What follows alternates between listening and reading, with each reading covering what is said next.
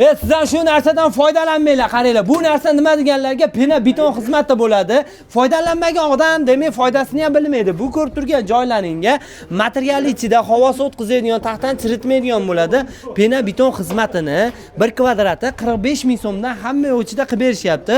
Loydan ko'ra yengil bo'ladi va issiq sovuqda ushlaydigan bo'ladi. Agar uyning ichiga steyashkaga quydirib yuborsalaring ham polda o'rniga zo'r, ovozi g'ijillab qolmaydi. Undan tashqari siz to'kilib pol foydalanadigan bo'lsangiz, ustidan quydirib yuboradigan bo'lsangiz, zo'r xolasangiz, parket xolasangiz, shu gilamni solib yashasalaring ham bo'ladi. Tekis va har xil hasharotlar o'tkazmaydigan bo'ladi.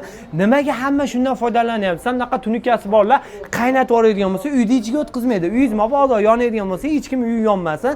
Ichkarida olov tashqariga, tashqarida olovni ichkariga bermaydigan va saqlaydigan bo'ladi. Shu nomerlar qoldiramiz. Vodiy bo'ylab 45 ming so'mdan qolgan joylarga kelishgan holda qilib berilaveradi.